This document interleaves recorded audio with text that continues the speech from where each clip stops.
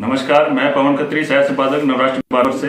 आज हम आए हैं सौरभ राठौड़ जी से मिलने के लिए, जो किसानों के लिए, गरीबों के लिए 15-20 साल हो गए मुझे देखते हुए जो लड़ाई लड़ रहे हैं और ये हक दिला के ही छोड़ते हैं, उनको पीछे नहीं हटते हैं। आज ये किसानों के लिए लड़ाई कर रहे हैं जो दिल्ली बॉर्डर पे बैठे हैं और आज इनसे बात करेंगे। हमें भी 3-4 दिन हो गए इनको ढूंढते हुए, ये मिल नहीं पा रहे क्योंकि बहुत बिजी रहते हैं, क्योंकि अभी दिल्ली थे, 20-22 दिन से दिल्ली ही रहे, अभी आज ही आए हैं ये। हाँ जी सौरभ जी, नमस्कार सर। नमस्कार पवन जी। तो आपके सभी दर्शकों को मेरी तरफ से नमस्कार जी। तो आप 20-22 दिन से दिल्ली थे और किसान आंदोलन के लिए वहां पे आप धरने पे वगैरह पे भी थे। आप वहां पे मैंने काफी स्पीच भी देखी। आप निष्पक्ष होकर बिल्कुल किसी भी पार्टी का राज हो या कुछ भी हो, तो आप किसानों के लिए भी, मजदूरों के लिए भी, गरीबों के लिए भी 15-20 साल से कार्य कर रहे हैं। तो आपको शक्ति कहाँ से मिलती है और कैसे मिलती है? देखिए, शक्ति की बात तो ऐसे है कि जब हम बिना किसी स्वार्थ के और बिना किसी एक हम कह सकते हैं कि भी बिना किसी स्वार्थ के, निस्वार्थ भाव से हम यदि अगर किसी के लिए, हम दूसरों के लिए हम कुछ करते हैं, तो नेचुरल है कि परमपिता परमेश्वर आपको शक्ति निश्चित रूप से प्रदान करता है। और जो आपके जो साथी हैं, जो शुभचिंतक है, वेल विशर है, उनकी दुआएं और जिनके लिए आप करते हैं उनकी दुआएं, वो हमेशा आपकी शक्ति और ताकत बनती हैं। और रही दिल्ली की बात, तो दिल्ली हम लोग यहाँ से गए थे 26 तारीख की, हम लोग शाम को यहाँ से निकले थे। 27 तारीख को हम लोग डबवाली से होते हुए हम लोग लगातार 4 तारीख तक दिल्ली रहे। फिर 4 तारीख को मैं, हमारे वहाँ कुछ साथी थे, 2 ट्रालियाँ हम उस समय लेके गए थे, उनको वहाँ छोड़ करके, और मैं यहाँ पंचायती राज के चुनाव थे, इसलिए मेरे को यहाँ पर एक बार आना पड़ा। 5 तारीख को मैं यहाँ आया था। उसके बाद में फिर 5 तारीख के बाद में फिर वो कॉल हो गई 6 तारीख को, 8 तारीख को भारत बंद है, तो उसकी तैयारियों के लिए यहाँ सभी साथियों के साथ लगे हुए थे। उसके बाद में फिर नेक्स्ट डे फिर कॉल हो गई 12 तारीख को, टोल फ्री जो है वो किसानों की तरफ से किए जाएंगे और करवाए जाएंगे। और उसके बाद में फिर 14 तारीख को पूरे देश के अंदर हमारे सभी जिला मुख्यालयों पर किसानों के समर्थन में प्रदर्शन की कॉल हो गई, नेशनल कॉल। तो उसके बाद 15 तारीख को मैं गया था फिर दोबारा से। अब हम लगातार शाहजहाँपुर बॉर्डर पर, आज ही आया हूँ मैं। आपका फोन आया कई बार, तो मैंने आपको बताया था शाहजहाँपुर है। अभी भी आज मैं यहाँ हनुमानगढ़ आया हूँ, तो यहाँ से अभी हमारे कल कुछ साथी गए हैं 10-15 ट्रालियाँ लेकर के यहाँ से। और अभी मेरा यहाँ आने का पर्याय भी ये है कि भी यहाँ से ज़्यादा से ज़्यादा किसान साथियों को लेकर के, और परसों हम लोग यहाँ से रवाना होंगे वापिस शाहजहाँपुर के लिए। तो मैं काफी टाइम से आपको देख रहा हूँ, आप ना तो चुनाव की तैयारी कर रहे हैं, ना ही आपका कोई चुनावी के अंदर उतरने का है, ना वार्ड पार्षद या एमएलए किसी के लिए भी आप कोई तैयारी नहीं कर रहे हैं। फिर भी आप मजदूर के लिए, कहीं किसान का या कोई भी गरीब आदमी, किसी का अगर फोन आता है, आप वहां पे उपस्थित होते हैं, उसके लिए क्या कहना चाहेंगे आप? देखिए, मैं चुनावी राजनीति से दूर रहता हूँ। चुनावी राजनीति जो है वो मेरे को ऐसा लगता है कि शायद भाई मेरे को कभी मैं नहीं करूँगा, ऐसा मेरे को लगता है। और चुनावी राजनीति से मैं लगातार दूर रहा हूँ। और हाँ, कहीं अगर गलत हो रहा है तो उसका विरोध करना, और किसी के साथ में जाति हो रही है तो उनकी मदद करना, निश्चित रूप से वो मैं हमेशा लगातार करता रहा हूँ और आगे भी मैं करता रहूँगा। तो एक किसान 3 कानूनों के लिए जो विरोध कर रहा है, और सरकार कह रही है कि ये जो प्रधानमंत्री जी भी कह रहे हैं, ये जो कानून बनाए गए हैं, ये कानून सरकार के किसानों के हित के लिए हैं, तो उसके लिए आप क्या कहना चाहेंगे? मैं आपको बताऊं इसके लिए तो कि भाई हमारे प्रधानमंत्री जी जो कह रहे हैं, प्रधानमंत्री जी ने इससे पहले भी बहुत कुछ कहा है। और अभी पिछले कुछ दिन पहले की मैं आपको बताता हूँ, आपको शायद आपके संज्ञान में भी होगा वो, कि यहाँ करनीसर गांव पड़ता है अपने पास में, करनीसर सहजीपुरा, वहां पर हमारे देश के केंद्रीय मंत्री वहां पर आए थे। किसान चौपाल के नाम से एक कार्यक्रम था जी। उसके अंदर वो ये समझाने के लिए आए थे कि भी ये बिल किसानों के हित में है जी। तो हम लोग 250-300 किसान साथी हम लोग वहां पहुंचे। हमने वहां मंत्री जी को ये कहा कि भी आप हमारे को ये बता दीजिए कि भी ये कानून किस तरह से किसानों के हित में है। एमएसपी का कहीं भी इसके अंदर जिक्र नहीं है, एमएसपी की कहीं श्योरिटी नहीं है। एपीएमसी एक्ट को आप जो है आपने इन कानूनों के माध्यम से बिल्कुल खत्म कर दिया है, मंडी सिस्टम खत्म कर दिया। जब मंडी सिस्टम खत्म हो जाएगा तो आप एमएसपी देंगे कहाँ किसानों को? जब हमने ये सब उनसे सवाल पूछे तो मंत्री जी को इनका जवाब नहीं आया। फिर हमने वहां बात रखी भी आप एमएसपी पे खरीद की गारंटी का एक कानून और क्यों नहीं बना देते हैं? तो उसके लिए मंत्री जी ने साफ इनकार कर दिया, बोला ये नहीं हो सकता। तो निश्चित रूप से ये जो इस तरह की बातें हमारे प्रधानमंत्री जी और उनके सहयोगी लोग कर रहे हैं, वो निश्चित रूप से एक भ्रम फैलाने का प्रयास कर रहे हैं। और मैं अब कहना चाहता हूं, अब वो और किसानों को भ्रमित नहीं कर सकते। किसान, हमारे देश का प्रत्येक किसान, इन कानूनों से किसानी के खिलाफ एक बहुत बड़ा षड्यंत्र जो रचा गया है किसानी को खत्म करने के लिए, उसको हमारे देश का किसान समझ चुका है। और अब दिल्ली से हमारे सभी किसान, जो लाखों किसान बैठे हैं, मैं आपको बता दूं कि आज 22वां दिन है और हमारे वहां पर किसानों की संख्या दिन पर दिन बढ़ती जा रही है। कम से कम 40 से 50 लाख किसान वहां, चाहे टीकरी बॉर्डर की बात करें, सिंगू बॉर्डर की बात करें, कुंडली बॉर्डर की बात करें, गाजीपुर बॉर्डर की बात करें, और अब शाहजहांपुर बॉर्डर, वहां पर भी अब पूरे राजस्थान से किसान निकलना शुरू हो गए और वहां पहुंचना शुरू हो गए और हजारों की संख्या वहां हो चुकी है। जल्दी ही उसको भी पूरी तरह से जो है वो आधा से ज्यादा तो उसको बंद कर दिया है और जल्दी उसको पूरी तरह से हम जाम कर देंगे, चौक कर देंगे शाहजहांपुर हाईवे को। तो अभी किसानों को दिल्ली बैठे 22 दिन हो गए आज, और उसके अलावा वहाँ पे काफी 3, 4, 5, 6 मीटिंग भी हो गई है। तो मीटिंग के बावजूद भी वहाँ पे सुनाई नहीं हो पा रही है, तो उसके लिए आप क्या कहना चाहेंगे? ये तो मोदी जी की और उनके सरकार की हठधर्मिता है। ये तो हमारे देश के प्राइम मिनिस्टर हैं मोदी जी, उनको किसानों के प्रति सहानुभूति रखते हुए, भाई जो कानून किसानों ने मांगे नहीं, जिसकी डिमांड किसानों ने की नहीं, वो उन्होंने किसानों पर थोप दिए। और जो किसानों की डिमांड थी, स्वामीनाथन आयोग की रिपोर्ट को लागू किया जाए, निरंतर लंबे समय से किसान संगठन और देश के किसान ये मांग कर रहे हैं कि स्वामीनाथन आयोग की रिपोर्ट को लागू किया जाए। उसको तो उन्होंने लागू किया नहीं, उसके लिए तो उन्होंने सुप्रीम कोर्ट में एफिडेविट दे दिया कि ये संभव नहीं है। और जो किसानों की डिमांड नहीं थी, वो कानून किसानों पर थोप दिए हैं। और इसका मूल उद्देश्य मोदी जी के जो दोस्त हैं अडानी और अंबानी, उनको इस देश का गुलाम, इस देश को उनका गुलाम बनाने की नीति को लेकर चलते हुए मोदी जी ने कानून देश के किसानों पर थोपे हैं।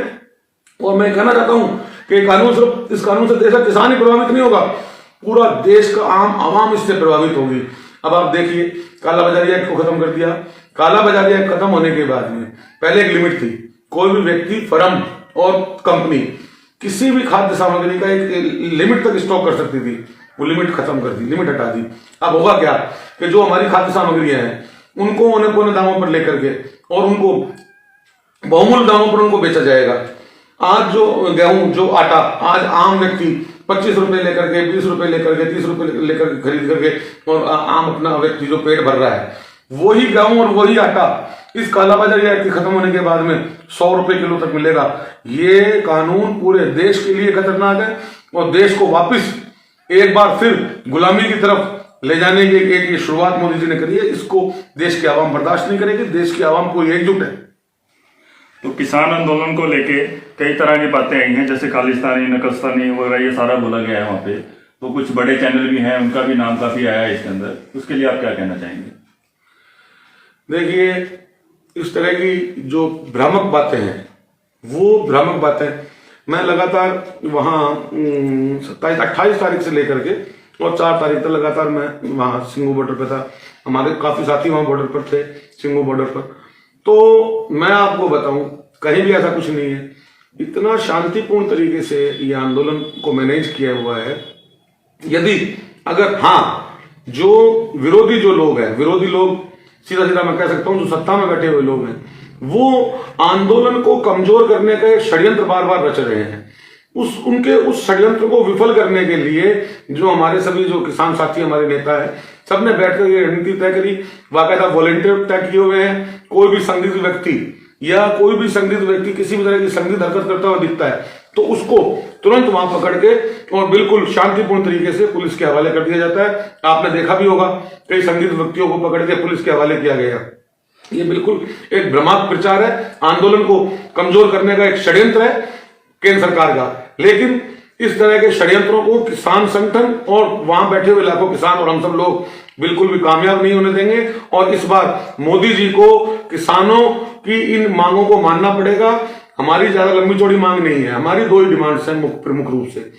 तीनों काले कानून जो थोपे गए हैं, इसको सरकार तुरंत प्रभाव से रद्द करे। एक दिन का हाउस बुला करके और वहां ध्वनि मत से इन कानूनों को रद्द किया जाए। और चौथा एक बिल और लेके आए जिसमें मिनिमम सपोर्ट प्राइस, जो हमारी एमएसपी है फसलों की, एमएसपी पे खरीद की गारंटी सरकार तय करे। ये दो हमारी मांगे हैं। जब तक एमएसपी पे खरीद की गारंटी का कानून सरकार नहीं बना देती और ये तीनों काले कानून सरकार रद्द नहीं कर देती, जब तक किसानों का ये आंदोलन निरंतर जारी रहेगा और निश्चित रूप से हम इस लड़ाई को जीत करके ही वहां से वापस लौटेंगे। तो 10-12 साल पहले आपने, जैसे आपका ये धागा मिल के लिए भी आपने लड़ाई लड़ी थी, तो वो भी आप जीत के आए थे। उसके बाद जैसे ये आपका अतिक्रमण के लिए आपने लड़ाई लड़ी, वो भी आप जीत के आए थे। तो अब आप किसान की लड़ाई लड़ रहे हैं, तो यहाँ भी उम्मीद है हमें आप जीत के आएंगे। तो ये क्या आपकी किस्मत काम करती है या आपकी वहां पे? नहीं, देखो, मैं पहले तो मैं आपको बता दूं कि धागा मिल की लड़ाई लड़ी सब साथियों ने। देखो, हमेशा एकता में बल है। एकता में ये मुट्ठी बंद है तो ये ताकतवर है, ये खुल गई तो इसकी ताकत खत्म हो गई। सभी साथियों ने मिलकर के लड़ाई को लड़ा। निश्चित रूप से 4 साल तक हमने निरंतर उस लड़ाई को लड़ा और हमारे श्रमिक साथी भी लगातार हमारे कंधे से कंधा मिला करके साथ रहे। तो उसका रिजल्ट आया। हमारे 500 साथियों को सरकार ने वीआरएस देने पर सरकार मजबूर हुई। हमारे 300 साथियों को सरकार ने अलग अलग विभागों में रिवर्स डेपुटेशन पर लगाया, जिनका समायोजन लगभग काफी जनों का हो चुका है। कुछ जनों बाकी हैं, उनका भी समायोजन की प्रक्रिया लगातार चल रही है। चाहे पानी का आंदोलन हो, सबने एकजुटता दिखाई। और ये तो जो आंदोलन है, ये आंदोलन तो पूरा देशव्यापी आंदोलन है। पूरे देश का किसान अपनी अपनी राजनीतिक विचारधारा, झंडे डंडे सबको घर छोड़ करके ये देश रूप से, ये तो पूरे वर्ल्ड की हो गई है, तो पूरा वर्ल्ड का किसान अब तो साथ लगा होगा। बिल्कुल, इसमें कोई अतिशोक्ति नहीं है। अब ये पूरे विश्व के किसानों की लड़ाई है। जो हमारे देश से बाद जो दूसरे देशों में जो हमारे किसान साथी बैठे हैं, वो भी हमारी इन डिमांड्स का, जो हमारे भी इन तीनों काले कानूनों को रद्द किया जाए। तो पहले आप देखिए बीजेपी की तरफ से जैसे आपका ये था, नोटबंदी था। नोटबंदी के बाद आप देखो जीएसटी लागू हो गया। जीएसटी के बाद अभी किसान आंदोलन के लिए हो गया। इसके लिए आप क्या कहना चाहेंगे? वो एक्चुअल में क्या है कि मोदी जी ने देश पर नोटबंदी थोपी। उस समय एक्सक्यूज दिया भी काला धन वापस आएगा, काला धन आएगा और लोगों को 15-15 लाख रुपए दिए जाएंगे। ना तो कोई काला धन आया, ना 15-15 लाख रुपए आए। लेकिन फिर भी लोगों ने ये सोच करके कि हमारे प्रधानमंत्री हैं देश के, उन्होंने फैसला किया है, लोगों ने उसको स्वीकार किया। उसके बाद में जीएसटी थोपी तो भी लोगों ने स्वीकार किया। मोदी जी को ये लगने लग गया कि भाई मैं जो भी देश की जनता पर थोपूंगा, जो भी देश की आवाम पर थोपूंगा, उसको देश की आवाम स्वीकार कर ले। उसी कड़ी के अंदर ये 3 काले कानून देश की किसानी पर और देश के किसान पर थोप दिए। लेकिन इस बार हर बार क्योंकि लगातार पिछले लंबे समय से हमारे देश के पीएम देश की आवाम को गुमराह करते जा रहे थे, लेकिन इस बार देश के किसानों ने ये साफ साफ अपना इरादा जाहिर कर दिया कि बिल्कुल हम गुमराह नहीं होंगे। देश के अंदर किसानी ही हमारे देश के अंदर वो सेक्टर था इस कोरोना काल में जो एक फायदेमंद, जिसका एक स्तर रहा। तो चाहे इंडस्ट्री हो, चाहे कॉमर्शियल हो, जीडीपी के क्या हालात रहे हैं, आज भी क्या हालात हैं, वो किसी से छिपे हुए नहीं है।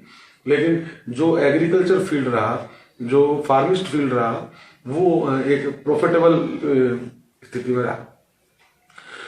अब अगर उस सेक्टर को, तो फिर हमारा देश किसान बहुल देश है। 86% हमारे देश के अंदर किसान है। और यदि अगर आज देश की किसानी को अगर खत्म करने का षड्यंत्र किया जाएगा तो निश्चित रूप से देश का किसान उसको बर्दाश्त नहीं करेगा, उसको एक्सेप्ट नहीं करेगा। यही आज हमारे जो लाखों किसान साथी दिल्ली के अंदर बैठे हुए हैं, उन्होंने यही साबित किया है कि देश का किसान और किसानी के साथ में किसी भी तरह का खिलवाड़ देश का किसान बर्दाश्त नहीं करेगा। इसलिए मोदी जी को इस बार ये तीनों काले कानून रद्द करने पड़ेंगे और एमएसपी पे खरीद की गारंटी का कानून भी बनाना ही पड़ेगा।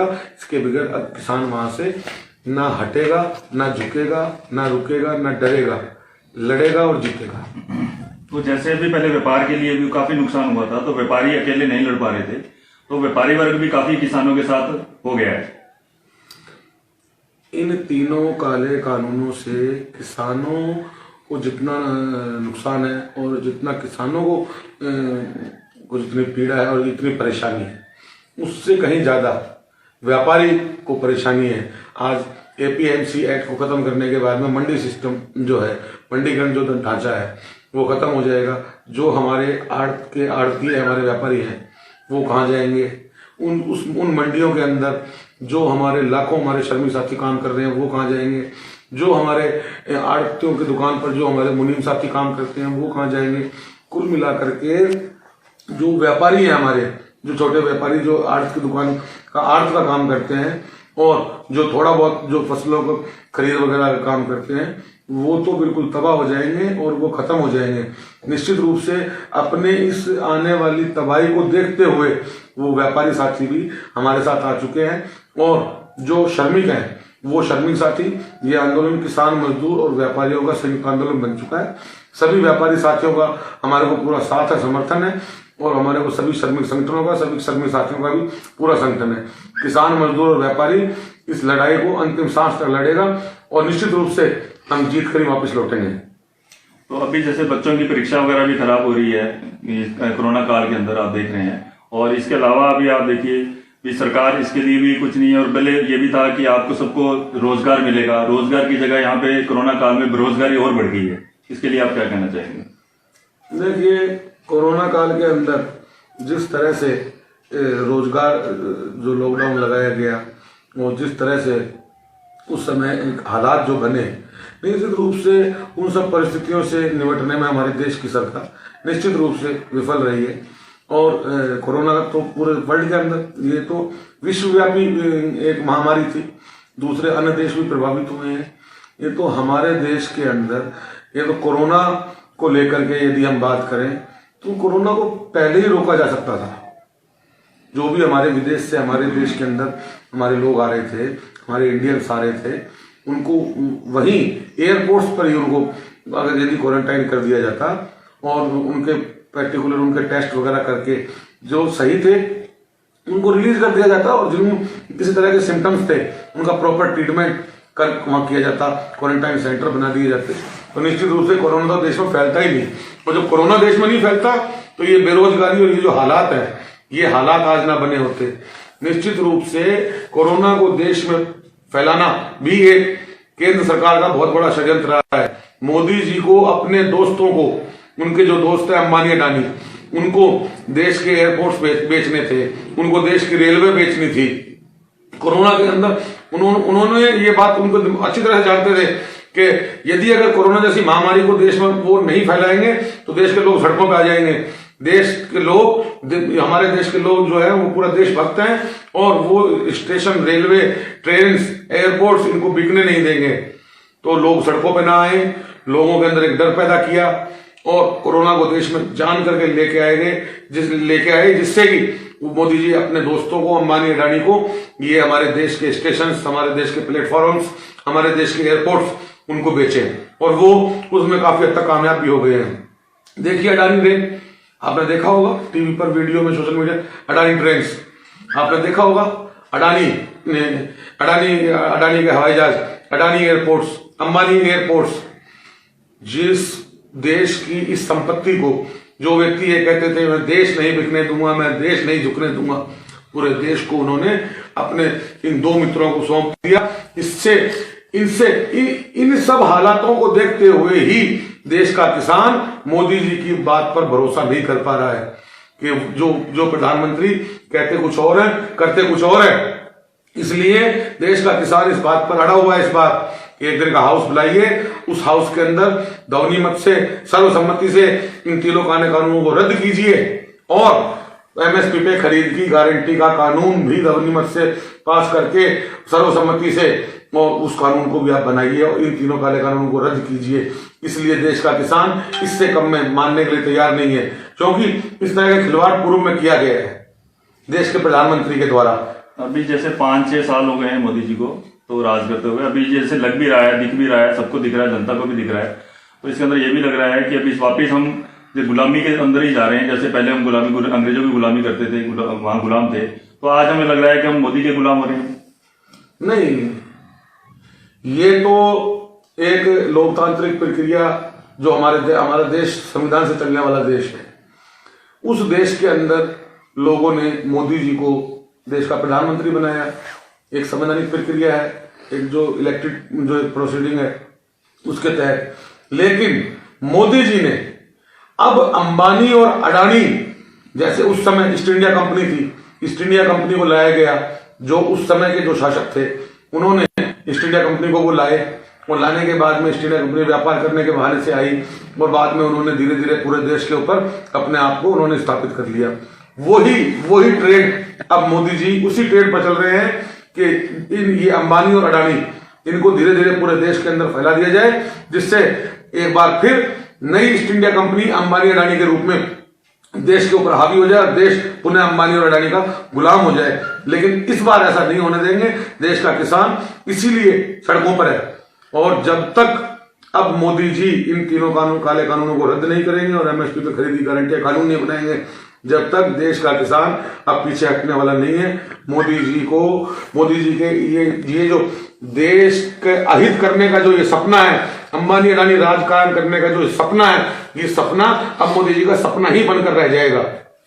तो मैं आपसे थोड़ा सा समय और लूंगा। मैं आपसे ये पूछूंगा, अगर किसानों का जैसे आंदोलन चल रहा है, अभी आप वापिस दिल्ली भी जा रहे हैं 2-3 दिन में, तो वहां अगर अभी सुनाई नहीं होती है तो अगला कदम आपका क्या रहेगा? देखिए, निश्चित रूप से हमारे 500 किसान संगठन है, इसमें सभी हमारे जो साथी किसान नेता हैं वो सभी लोग बैठ करके आज बैठक होनी थी सिंगू बॉर्डर पर, लेकिन वो हमारे एक बड़ी दुखद घटना हो गई, और मैं आपके माध्यम से उनको श्रद्धांजलि भी अर्पित करता हूं। हमारे संत राम सिंह जी थे, उन्होंने किसानों की इस पीड़ित अवस्था में उनसे देखा नहीं गया, और उन्होंने अपनी जीवन लीला जो है वो प्रभु चरणों में समर्पित कर दी। इसमें मैं उनको श्रद्धांजलि भी देता हूं। इस कारण से आज मीटिंग को एक बार स्थगित कर दिया गया। आज हरियाणा के हमारे किसान साथियों की मीटिंग थी, और लेकिन इस कारण से उसको स्थगित कर दिया गया, और जल्दी ही कल या परसों हमारे सिंगू बॉर्डर पर जो हमारे साथी किसान नेता हैं सभी बैठ करके आगे की रणनीति तय करेंगे। और अभी सुप्रीम कोर्ट में भी जो है वो कई रिपिटिशंस जो है वो दाखिल हुई हैं, उनका भी अभी डिसीजन आना बाकी है। लेकिन मेरे को पूरा भरोसा है कि सुप्रीम कोर्ट जो भी निर्णय सुप्रीम कोर्ट का होगा वो किसानों के प्रति हमदर्दी रखते हुए सुप्रीम कोर्ट निर्णय देगा, क्योंकि सुप्रीम कोर्ट के अंदर भी जो हमारे जुडिशरी के ऑफिसर्स बैठे हैं, जो हमारे अफसर बैठे हैं, वो भी कहीं ना कहीं किसान के बेटे हैं, तो वो भी किसान की पीड़ा को समझते हैं। तो क्या ये धरना अभी जैसे शांतिपूर्वक चल रहा है, तो क्या ये आगे भी शांतिपूर्वक ही चलता रहेगा? अभी मारपीट वगैरह या कोई भी ऐसा नहीं है? और वहाँ इतनी सर्दी के अंदर आप भी वहाँ पे समय दे रहे हैं, अदर किसान भी वहाँ पे सारा बैठा है, काफी किसान बैठा है, बच्चे भी हैं वहाँ पे, लेडीज भी हैं, उसके लिए आप क्या कहना चाहिए? जी, काफी किसान नहीं, वहाँ लाखों किसान बैठे पवन जी, लाखों किसान, लाखों में बैठे, बिल्कुल लाखों की संख्या में बैठे हुए हैं, और इतना शांतिपूर्ण तरीके से आंदोलन है। निश्चित रूप से जो हमारा जो आंदोलन का मूवमेंट है वो पूरी तरह से अहिंसात्मक है और एकदम शांति प्रिय है। जब तक मोदी जी अपनी हठधर्मिता नहीं छोड़ेंगे, इन तीनों काले कानूनों को रद्द नहीं करेंगे और एमएसपी पे खरीद की गारंटी का कानून नहीं बनाएंगे, जब तक हमारा ये शांति प्रिय आंदोलन निरंतर जारी रहेगा। और यह हमारे आंदोलन को किसी भी तरह की सत्ताधारी पार्टी की जो भी कोई षड्यंत्र आंदोलन के प्रति अगर वो रचने का प्रयास कर रहे हैं तो उसको समय समय पर हमने फेल किया है। और इस तरह के संदिग्ध व्यक्ति की कोई संदिग्ध हरकतें जो भी नजर आ रही हैं, उन व्यक्तियों को आपने देखा होगा पूर्व में भी पुलिस के हवाले किया गया है, और आगे भी हमारे जो वॉलंटियर साथी हैं हमारे, जो हर चीज की पर जगह जगह पर निगरानी रख रहे हैं, वो बाकायदा बड़े बखूबी से अपनी जिम्मेवारी को निभा रहे हैं कि आंदोलन के अंदर कोई भी गलत तरीके का व्यक्ति या कोई भी गलत तरीके का आंदोलन में इन्वॉल्वमेंट किसी का भी ना हो, उसका पूरा ध्यान रखा जा रहा है। और निरंतर हमारा आंदोलन शांति प्रिय रहेगा और लगातार जारी रहेगा। मैं सौरभ जी आपसे एक लास्ट सवाल और पूछूंगा। मैं ये पूछना चाहता हूँ, जैसे अभी किसान वहाँ बॉर्डर पे थे या पंजाब से भी हरियाणा के लिए जा रहे थे या दिल्ली के लिए जा रहे थे, तो पुलिस प्रशासन ने वहाँ लाठीचार्ज भी किया, पानी की बुछारें भी की, और किसानों ने कोई आंदोलन कुछ भी नहीं किया, आराम से उन्होंने, और आज खाना भी खिला रहे हैं उनको, पुलिस प्रशासन को साथ बैठ के खाना भी खिला रहे हैं, उसका क्या कहना चाहेंगे आप? वो भी तो हमारे वो कोई हमारा भाई है, कोई हमारा भतीजा है, कोई हमारा भांजा है। किसान और जवान का नाखून और चमड़ी का मेल है, क्योंकि किसान का बेटा ही तो वो जवान है, वो हमारे तो कोई हमारा भाई है, कोई हमारा भांजा है, कोई हमारा भतीजा है, वो हमारे तो परिवार के लोग हैं। ठीक है, लेकिन कहीं ना कहीं मैं आपको बताऊं कि जो हमारे आर्मी के जो हमारे जवान हैं, हमारे जो पुलिस महकमे के जो विभिन्न हरियाणा पुलिस के हों चाहे और भी हों, वो सब मूल रूप से किसान के बेटे हैं। कहीं ना कहीं उनको किसानों से हमदर्दी है, लेकिन वो अपनी जिम्मेवारी के दायित्व के बंधन में बंधे हुए हैं। हम यही कहना चाहते हैं मोदी जी को कि मोदी जी आप देश के किसानों के प्रति हमदर्दी रखते हुए अपनी इस हठधर्मिता को छोड़ें और आपके द्वारा थोपे गए इन तीनों काले कानूनों को आप रद्द करें और एमएसपी पे खरीदी गारंटी का कानून बनाएं। कहीं ऐसा ना हो देश का किसान और जवान जो नाखून और चमड़ी है वो कहीं आपस में उनको एकजुटता पर वो आ जाए और एकजुट हो जाएं, तो निश्चित रूप से आपको उन परिस्थितियों में इन कानूनों को वापस लेना पड़ेगा। तो आप अपनी हठधर्मिता को छोड़ें और आप कानूनों को इनको रद्द करें और एमएसपी पे खरीदी गारंटी का कानून दें। तो ये हम बात कर रहे थे अभी सौरभ राठौड़ जी से, और मैं नवराष्ट्र भारती पवन खत्री, कैमरामैन पवन गर्ग के साथ।